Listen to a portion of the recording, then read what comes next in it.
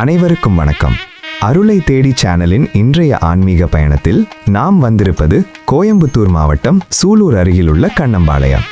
இங்கே மலைமேல் அமர்ந்திருக்கும் பழனி ஆண்டவரைப் போலவே ஒரு சிறிய குன்றின் மீது அருள் பாலித்துக் கொண்டிருக்கிறார் நம் கண்ணம்பாளையம் முருகப்பெருமான். இந்த கோவிலுக்கு ஒரு தனிச்சிறப்பு உண்டு. மற்ற கோவில்களில் நூற்றுக்கணக்கான படிகள் இருக்கலாம், ஆனால் இங்கே சரியாக 27 படிக்கட்டுகள் மட்டுமே உள்ளன. அது ஏன்? அதன் பின்னணியில் உள்ள ஆன்மீக ரகசியம் என்ன? வாருங்கள் விரிவாக பார்க்கலாம். நமது இந்து தர்மத்தின்படி ஒரு மனிதனின் பிறப்பு முதல் இறப்பு வரை அவனது வாழ்க்கையை தீர்மானிப்பது நவகிரகங்களும் 27 நட்சத்திரங்களும் தான்.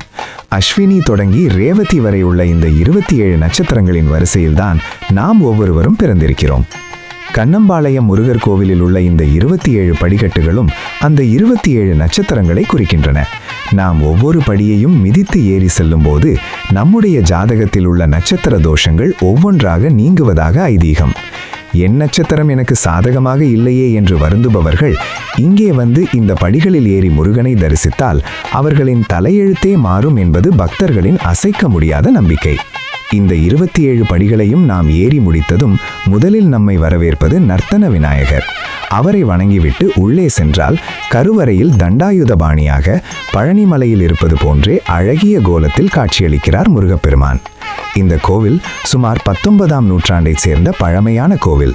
கருவறையை சுற்றி வரும்போது நிலவும் அந்த அமைதியும் குன்றின் மேலிருந்து வீசும் காற்றும் நம் மனதிற்குள் ஒரு பெரிய மாற்றத்தை உண்டாக்கும். குறிப்பாக பிரதோஷம், கிருத்திகை மற்றும் சஷ்டி போன்ற நாட்களில் இங்கு நடக்கும் அபிஷேகங்கள் கண்கொள்ளா காட்சியாக இருக்கும். பக்தர்கள் பலரும் தங்கள் நட்சத்திரத்திற்குரிய படியில் நெய் தீபம் ஏற்றியோ அல்லது மஞ்சள் குங்குமமிட்டோ வழிபடுவதை இங்கே காணலாம். செவ்வாய் தோஷம் உள்ளவர்கள் அல்லது திருமண தடை உள்ளவர்கள் இக்கோவிலுக்கு வந்து முருகனை வேண்டி இந்த படிகளில் ஏறி சென்றால் தடைகள் நீங்குவதாக சொல்லப்படுகிறது. அறுபடை வீடுகளுக்கு செல்ல முடியாதவர்கள் கொங்கு மண்டலத்தில் உள்ள இந்த சிறிய பழனி என்று அழைக்கப்படும் கண்ணம்பாளையம் கோவிலுக்கு வந்து தரிசனம் செய்வது பெரும் புண்ணியத்தை தரும். வாழ்க்கையில் ஒரு முறையாவது இந்த 27 நட்சத்திர படிகளில் ஏறி கண்ணம்பாளையம் முருகனை தரிசித்து செல்லுங்கள்.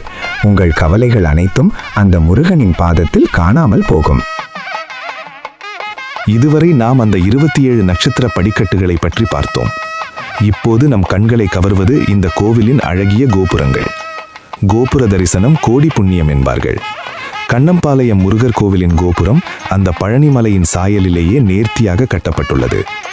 இந்த கோபுரத்தில் சிலைகள் முருகப்பெருமானின் பல்வேறு அவதாரங்களையும் லீலைகளையும் நமக்கு பறைசாற்றுகின்றன. நீங்கள் கூர்ந்து கவனித்தால் கோபுரத்தின் உச்சியில் உள்ள கலசங்கள் பிரபஞ்சத்தின் சக்தியை ஈர்த்து கருவறைக்குள்ளே செலுத்தும் ஒரு ஆன்மீக தொடர்பு புள்ளியாக செயல்படுவதை காணலாம்.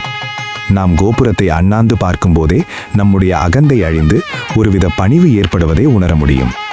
அந்த 27 படிக்கட்டுகளை கடந்து மேலே சென்றதும் கருவறையை சுற்றி அமைந்துள்ள சுற்று பிரகாரம் அல்லது சுற்றுப்பாதைக்கு நாம் வருகிறோம்.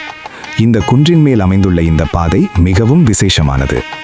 இந்த சுற்றுப்பாதையில் நீங்கள் வலம் வரும்போது ஒரு புறம் முருகனின் சன்னதியையும் மறுபுறம் இந்த பூமியின் அழகையும் ரசிக்கலாம். பொதுவாக மலை கோவில்களில் பிரகாரத்தை சுற்றி வரும்போது காற்று மிகவும் தூய்மையாகவும் மூலிகை குணத்தோடும் இருக்கும். இந்த கண்ணம்பாவையர் குன்றை சுற்றியுள்ள மரங்களிலிருந்து வீசும் காற்று நம் நுரையீரலுக்கு புத்துணர்ச்சி அளிப்பதோடு மன அழுத்தத்தையும் அப்படியே குறைத்துவிடும்.